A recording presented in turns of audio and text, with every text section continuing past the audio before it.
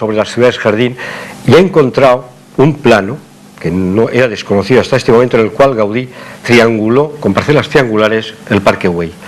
¿Por qué? Porque los triángulos le daban, no se hizo, eso no se llevó a efecto, pero él inducía las formas del jardín a partir de esa triangulación. Fíjese luego cómo regla las cosas y cómo aparece esos espacios del Parque Güell topográficos, ¿no? Algo que también nos recordaba la arquitectura de Enric Miralles en el cementerio de Igualada, ¿no? Cuando escarbando se produce esa relación magnífica entre topografía, lugar y arquitectura. Bien, lo que Borja Ferrater, que es mi hijo pequeño, ha estado haciendo durante varios años, conforme estudiaba la carrera, ha sido ir recogiendo y hablando conmigo y con la gente del estudio sobre toda esa otra manera de entender lo que sería la historia de la arquitectura del siglo XX. Una disyuntiva, le decía yo al profesor Luis Jordan ayer en una charla que tuvimos en un café, esa disyuntiva, esa otra forma de ver, o sea, porque sí que los maestros también tuvieron aproximaciones tangenciales a geometrías de una cierta complejidad alternativas. Recordemos a Wright en la espiral del Guggenheim, o en algún proyecto con el techo de Johnson Wax, o en el Lazy Hotel, ¿no? o Mies en el concurso para el edificio de la Friedrichstraße, o bien Corbu en Venecia, ¿no? O Alto en el pabellón, en aquel magnífico pabellón de la exposición. Bien, pero luego hay otros arquitectos, y fíjese que no veremos resultados, sino veremos procesos geométricos, o como Xenakis en la sombra de Le Corbusier construye aquel magnífico pabellón musical, ¿no? El pabellón de la Philips, ¿no? O como Rodchenko o Tallinn, fíjese ese maravilloso despliegue geométrico, ¿no? O Melnikov, ¿no? O Steinberg o Mahan. Es decir, utilizan las geometrías complejas como aproximación proyectual en esa especie de cocina donde se prepara la arquitectura. Voy a pasar muy rápido, pero fíjese también en la Bauhaus, que sería casi una lectura de la Bauhaus, negaría esa condición y nos dejaría frente a las cajas y los volúmenes puros frente a la luz. Fíjese como también tanto Albers como Max Bill en sus fintas sin fin, ¿no? Que luego recoge otras arquitecturas, o incluso Gropius o Theo van Doesburgo, utilizan esas también magníficas geometrías. Y no digamos ya Louis Kahn, tanto los techos tetraédricos como esa arquitectura o su plano de Filadelfia con Maitin para casi una expresión piranesiana, o cómo se construyen esos rascacielos que tanto hemos visto en las últimas publicaciones, ¿no? Porque ya verán ustedes, si se van fijando, que la mayor parte de la arquitectura que estamos viviendo estos días tiene sus raíces, pero muy cercanas a muchas de estas cosas. Bien, para mí hay una época, que es esos años 60, en que aparecen esos arquitectos, ¿no? Van Eyck, luego los Smithson, luego Bacema, Candilis, Josik, y fíjese cómo a través, primero, de esa idea casi de fractalidad que expresa en la escuela Aldo Van Eyck con sus proyectos para el Museo de Esculturas, pero o fíjese en esa forma de aproximación al territorio maravillosa de los Smithson. También, bueno, Candilis y Josik tienen maravillosos proyectos que construyen sobre la topografía, sobre el propio territorio, no tocando lo que existe, pero colocando una nueva forma, una nueva arquitectura, un nuevo urbanismo, un nuevo paisaje. Esos proyectos preciosos. Ahí se va explicando, ¿no? O bueno, esa pequeña experiencia que tuve cuando acabé la carrera con la ciudad instantánea en Ibiza, con los compañeros. Pero fíjese Archigram, ¿no? O C.D. Price, un anarquista, un terrorista, ¿no? Alguien que niega ahí la forma, ¿no? Pero sin embargo, ¿por qué? Porque el diagrama del aviario es un diagrama de tensiones únicamente, pero qué expresión tan bellísima, como es el único lugar que yo he visto naturaleza, pájaros, aire, de una forma tan magnífica, ¿no? O bueno, ya los metabolistas, ¿no? Fíjese cómo avanzan en el plan para Tokio, Kurokawa, o Tange, o Maki, ¿no? Esas magníficas cosas que luego tanto vemos, como digo, en muchas publicaciones de ahora, ¿no? Muchas veces son dibujos extraños, ¿no? O es ese plan para Tokio de Tange, ¿no? Que se mete en la bahía y de esa forma radial de pelos, ¿no? Extrae esa otra forma de crecer, ¿no? Que algo podría estar en el cementerio del Corvo, porque el cementerio de Venecia está muy presente en la mayoría de estos proyectos de estos años, ¿no? O Kurokawa, o incluso Isozaki, fíjese qué magnífico esa torre, o la forma como geométricamente prepara las condiciones, tanto en Palafox como en ese otro edificio, ¿no? En Barcelona, que luego quizá no es tan conseguido, pero fíjese sí que el proceso de aproximación geométrica tiene un extraordinario interés. ¿Y qué decir de los ingenieros del siglo XX, los Torroja, ¿no? O los Eladio Dieste, arquitectos e ingenieros, o arquitectos que trabajaron desde la ingeniería, ¿no? Como Dieste o como Félix Candela, ¿no? Bueno, o el mismo Pérez Piñero, un arquitecto poco conocido, que hace la cúpula del Museo Dalí en Figueras y que desarrollaba esas preciosas estructuras que incluso las llevaba en un camión y las desplegaba. En esa foto ahí estamos con nuestros alumnos de la Cátedra Blanca viendo cómo encofran ese paraboloide hiperbólico de Candela en la Ciudad de las Ciencias en Valencia. O Nervi, también fíjese la preparación de esos encofrados. O no digamos ya Morandi, ¿no? Magnífico. Yo supongo que esas fotos a la derecha las recuerdan muchas cosas. O Filler, Emmerich, Burr, los discípulos de él, Wicklow, para llegar al Ricolé, o Freyotto, ¿no? Bien, no me voy a alargar porque quizá tengamos tiempo de hacerles llegar esta información entre de poco, o algunos proyectos, los españoles, ¿no? Entre ellos, pues, ese proyecto no edificado de Torre Valentina de Coder sobre la topografía, ¿no? Esas aproximaciones a la construcción desde esas geometrías magníficas que hizo Fisac, o el maravilloso pabellón de Corrales y Molezzón, ¿no?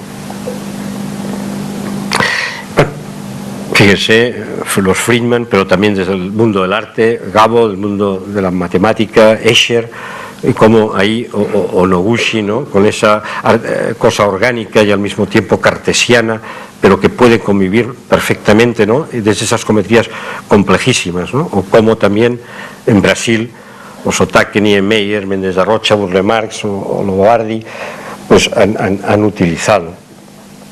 Jacobsen, los Pietila, etcétera. Y ya aproximándonos al final, esa maravilla bueno, el pigurario de Lubetkin ya con las ingenierías, ¿no? Con V. Arup, o también Hudson, con ese joven ingeniero, entonces Peter Rice, ¿no? Que después trabaja en Pompidou.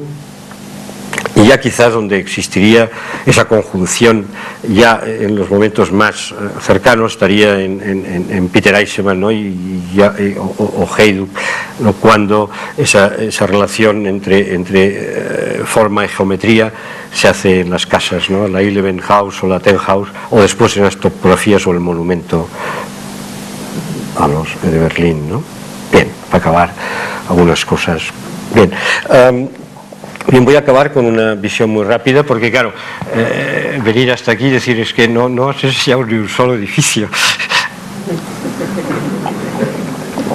Pero bueno, yo tenía ganas de explicar un poco, no tanto, ahora les enseño resultados, los paso muy rápidos, nuestro estudio en la calle Balmes.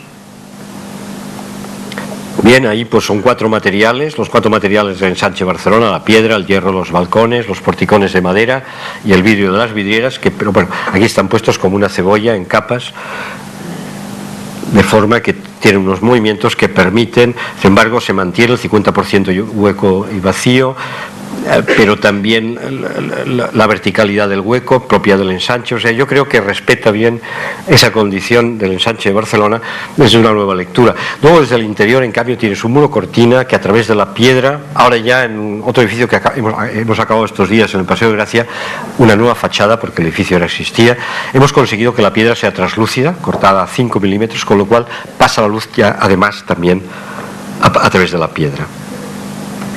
Bien, ese es nuestro estudio. Ahí trabajamos.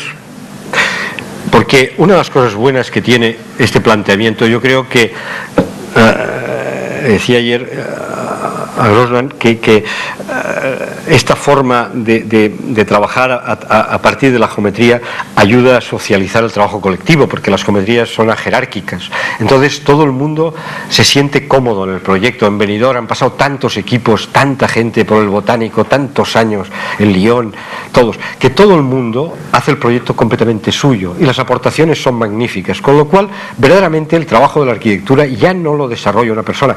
Yo estoy aquí como cabecera, ¿no? Pero detrás está la gente que construye esos proyectos. Ahora vemos Zaragoza desde otro lugar, no desde la construcción de esa cubierta, sino como edificio, gran edificio con esas fachadas de alabastro, esa cosa un poco monumental, el hormigón blanco, esas enormes fachadas que luego tienen en su interior hoteles y cosas, ¿no? Como en el Juan Carlos, detrás de aquel espacio interior después había un hotel. Eso es la fachada del Ebro abajo, los arcos diagonal cubriendo esos 100 y pico. Esa doble fachada, ese lugar increíble de 3 metros, 30 de altura, 600 de largo, que une el transfer, que permite que los pasajeros puedan entrar en un minuto desde el tren, desde el autobús, desde el autocar, desde su coche particular, en el AVE, porque ¿de qué sirve poner Zaragoza de Madrid 1 hora y cuarto, de Barcelona o el futuro de Valencia y Bilbao, si tardas 20 minutos en meter a un pasajero en eso, ¿no? Entonces, por eso ganamos el concurso, ¿no? Por ese invento que nadie ve. La doble fachada, se conducen los flujos, la estación de autobuses, ustedes ven un tren allá, es una andana más, ¿no? Y el transfer arriba. Ese espacio asistido de luz natural. Curiosamente está bajo las vías, pero tiene luz natural.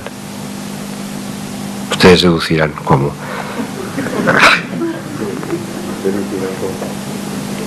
Bien, y el techo, los trenes, las personas, la piedra de Calatorao, el alabastro tan zaragozano y esa idea de cielo en la ciudad de Zaragoza. Bien, y aquí el príncipe Federico de Dinamarca dándonos el premio Brunel a la mejor obra de infraestructuras del mundo en Dinamarca, y que es muy guapo y por eso lo he puesto para gozo del personal.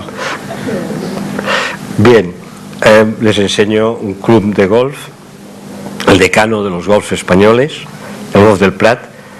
Eso fue un concurso que gané, curioso, porque es un concurso que nos invitaron un montón de arquitectos y yo dije, bueno, eso es de seguro perdido, porque no sé jugar a golf, no conozco a nadie, no tengo ni idea, y además me repatea un poco esta historia de este mundo y tal.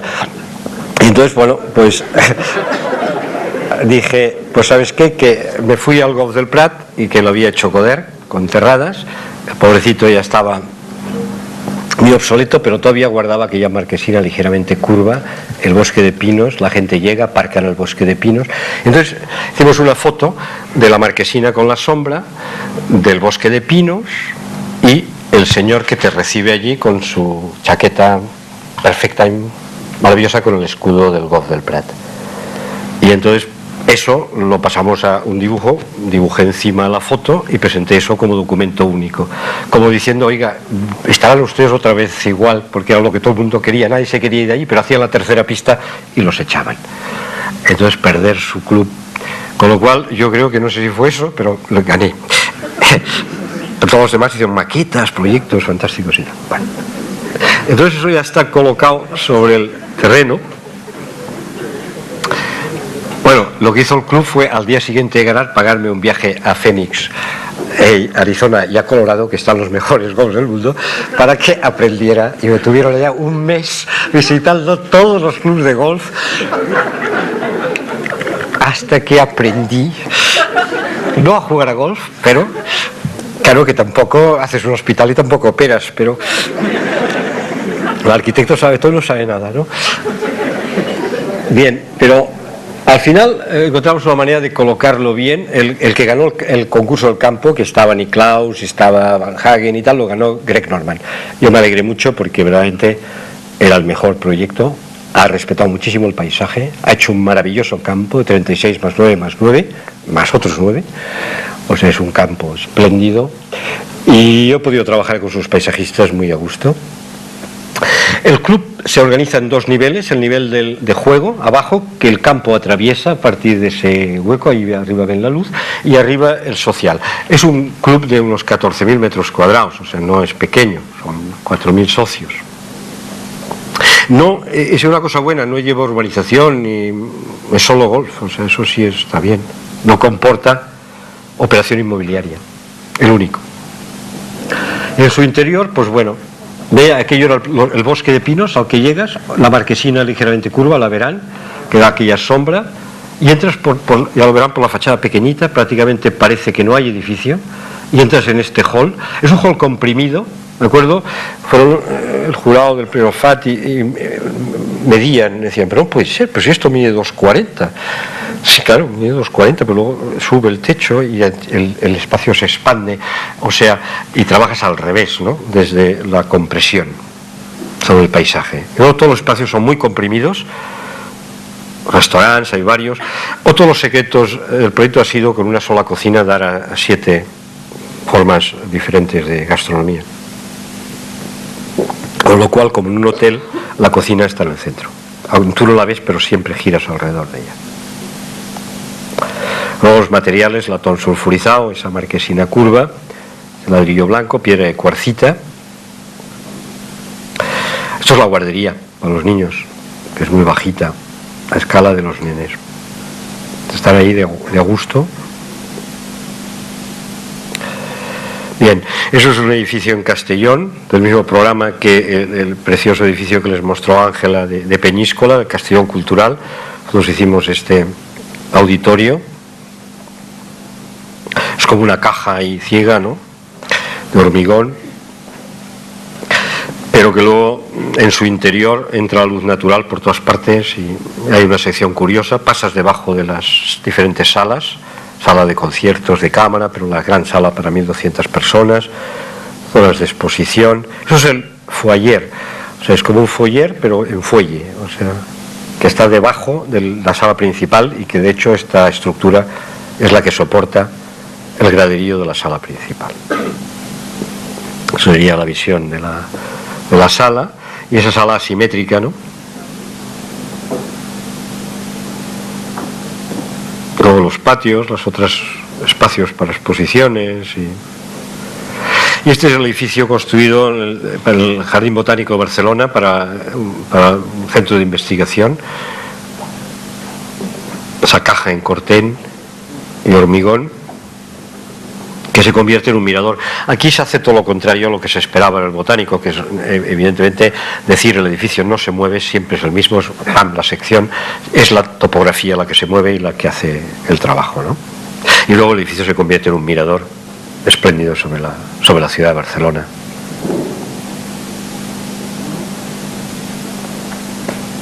Con esos patios que dan a las zonas del herbario, hay una gran caja subterránea y luego un espacio diáfano de los 75 metros, vas encontrando todos los lugares. A la derecha los laboratorios y a la izquierda los lugares de investigación y de cartografía, y bueno, aquí se trabaja también en biología molecular y cosas muy, muy interesantes, y la luz que va entrando siempre por todas partes. La zona de la biblioteca de noche, ¿no? Esto es el pequeño centro social, una manzana de Barcelona, que es una obra hecha mi hija Lucía Ferrater, que es justamente la que está en el MoMA expuesta en este momento, que es este pequeño edificio. Claro, cuando Terence Riley vino al despacho a contactarnos para esta exposición, venía con Zaragoza, con obras tal, y de repente vio este pequeño edificio, lo fue a ver, se enamoró, y claro, a mí me hizo muchísima ilusión, porque lo había hecho Lucía. Y que es recuperar este antiguo jardín, unas pequeñas piezas de viviendas en la corona y recuperar la antigua carretera de Horta, que se había perdido en diagonal, y ese pequeño edificio colocado ahí. Gente con problemas que tiene esa malla, permite. Bien, y acabo con una obra acabada esta semana, o sea que no la he enseñado todavía a nadie, y que es la casa 2 para mi hermano. Yo le hice una casa a mi hermano en Llampayas, una que tiene unos porticones, unas cubos en una antigua era de un pueblo, en el Ampurdán, en el norte, y mi hermano ahora quería una casa en el delta del Ebro para los días más de invierno, porque tiene un clima más benigno, y así alterna las dos casas. Son casas pequeñitas, casas de tanto la de Llampayas, que aparte del estudio de fotografía son unos 90 metros cuadrados, y esta pues debe tener eso, 100 metros cuadrados. El delta es ese paisaje maravilloso, es como escala 1,50 el subdelta, 1,100, pero es un delta. Y entonces me acuerdo que tampoco sabía mucho por dónde empezar, y estaba en París en el Hotel Saler y vi este cuadro de Picasso que pintó aquí en Hortas de San Juan, ahí al lado de donde iba a hacer yo la casa, y era como un paisaje al fondo de palmeras y muy mediterráneo, una luz preciosa, y luego como la explosión de unas pequeñas casitas que generan un patio, un espacio interior, y un poco eso fue la historia. Fíjense, aquí da igual cuando hay agua que cuando no la hay, el paisaje del delta es inmutable.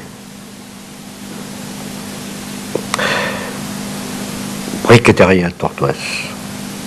Y esto es la parcela, el lote. El lote es un lote muy pequeño de unos 16 metros de ancho por unos 200 metros de largo y da al mar.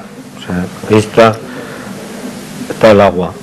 Claro, son lotes inundables, 2 veces o 3 al año se inundan, ¿no? Y entonces, bueno, la decisión fue plantar el único árbol que puede vivir así inundado y con el frente de mar y el salitre, que son palmeras, y le planté un magnífico palmeral que encontré que habían acopiado en un terreno muy cerca, a menos de 500 metros. Entonces dije, ¿quién son estas palmeras? Buscando, se habían quedado allí para hacer paseos marítimos, y habían quedado todas hacinadas y nadie entraban porque ya, claro, eran... Yo pensé, bueno, pues esto igual, y sí, baratísimas, enormes. Eso sí, te tenías que coger el lote, ¿no? Y te las llevabas, y saliera lo que saliera. Y luego tuve suerte, y luego una propina a un señor para que las eligiera un poco, sin que lo supiera su jefe. Y ahí al fondo la plataforma y las 3 casitas, y el fondo ese con la antigua barraca de pescador que hemos reutilizado. El pozo, el trazado de la plataforma, los cimientos. Decía Rafael Moneo que una obra ya debes verla en el plano de cimientos, ¿no? Y si no, mal. Esto es la construcción de la plataforma y las 3 piezas. En una pieza el estar, ay Dios, el estar con la cocina, ¿no? Y una pieza de altillo, que luego ya no estará esta escalera, al final decidimos mi hermano y yo no ponerla, porque claro, el caso de mi hermano, cuando trabajas en la pequeña dimensión, en la esfera, lo íntimo, el habitante es muy importante, porque claro, el cliente en ese momento se convierte en el habitante. Ya eso ya tienes un respeto. Por eso para mí el encargo rey es la casa unifamiliar, porque en todo lo otro hay una gran mediación, ¿no? Hablaba Ángela del proyecto público, en que a veces el cliente es que no sabes dónde está, o sea, en cambio, bueno, aquí sí, y en caso de mi hermano, pues bueno, se trataba, es fotógrafo, además, entre las 2 casas ha evolucionado, porque en la otra, que hay un estudio de fotografía, era fotógrafo de modas. En aquel momento trabajaba con las chicas de entonces, la Schiffer, la Naomi Campbell, la Cindy Crawford, etcétera, todas estas, las McPherson, esas eran sus modelos. Hoy no, son crías de 13 años o 14, por las modelos, cada vez son más jóvenes y tal. Supongo que serán las futuras Claudia Schiffer de ahora, pero mientras tanto él ha ido derivando, y ahora ya le interesa mucho menos la fotografía de moda, esos safaris increíbles por todo el mundo, y se dedica a coleccionar arte primitivo y a pintar y a leer, y también está haciendo una magnífica biblioteca y va haciendo fotos, eso sí, pero ha disminuido. Y entonces las 2 casas tienen esta diferencia, en que esta se adapta a esta nueva situación de vida de mi hermano, porque en el fondo lo que hago es autoconstruir al habitante, en los 2 casos. Lo hice en Llampayas y lo he hecho ahora. O sea, yo creo que el arquitecto, y fíjese en todos los proyectos que hemos visto, es un medium, es un mediador. Sí, un medium. Esto es de la sesión de espiritismo. El medium no hace nada, pero es el que permite que los otros hablen con sus familiares y sus espíritus y salga el ectoplasma, que es esa cosa que flota. El medium solamente está allí quieto y es a través de él. Bueno, el arquitecto es eso, además de un táctico es un medium y como tal pues lo que haces es permitir que mi hermano viva ahí dentro, ¿no? Bueno, tampoco voy a ser tan grosero. Eso es el dormitorio, el baño, que es muy bonito, está ahí, esto luego tiene unos cristales, bueno, una baldosín armado de este vidrio, en pieza entera, la ducha, por aquí el closet, hay unas correderas que permiten cerrarlo, un espacio alto, muy alto, porque verá, todas las piezas son de geometrías muy extrañas, y eso es el estudio, que tiene una línea aquí quebrada, vamos en nada, aquí, esa línea, que es una cortina que separa ese espacio, que es un pequeño, hay un catre y un baño, o sea y el estudio, donde él pinta y hace sus cosas, sus cerámicas, sus cosas y tal, ¿no? Bien, lo bonito es la relación entre esas tres piezas, ¿no? Es estar con ese pequeño museo, el estudio con esa celosía y ese espacio alto, y el dormitorio con su biblioteca, que estos días la está ahí montando y tal, ¿no? Y entre ellos, y luego la barraca antigua, pero ese espacio vacío es quizá lo que pone, en fin, la casa, además de esa otra plataforma que evita el poder, el que la casa se inunde, ¿no? Bien, esas serían las tres piezas y ese lugar con esas fugas visuales. Las secciones, abajo es la del estudio, en medio sin escalera es el estar y luego la otra arriba a la izquierda es el dormitorio. Esto es la casa ya acabada. Es una casa muy sencilla, lo mismo que le hice en Llampayas, que es construirla al revés, o sea, esto es la antigua barraca arreglada. Lo mismo que le hice en Llampayas es construir la casa al revés. Tanto no solo las cubiertas son invertidas, sino que es invertidas las paredes. El muro de carga está en el interior, es de Jero, es aquello que se veía en la plata de cimientos, aquellas líneas grises, mientras que las instalaciones se pasan por detrás, se produce el aislamiento y luego la pared de cierre, con ese estuco planchado allí, muy artesanal. Nos hemos prefabricado el suelo, ese pavimento de tablones. La gente dice, pero uy, qué madera gris tan bonita, ¿no? Pues es hormigón. ¿Cómo pueden? De arquitectos, sí. El palmeral, el mar. Bueno, luego hay esa cosa, ¿no? Eso sería la barraca con el cañizo, todo pintado, la plataforma, ¿no? Y fíjense las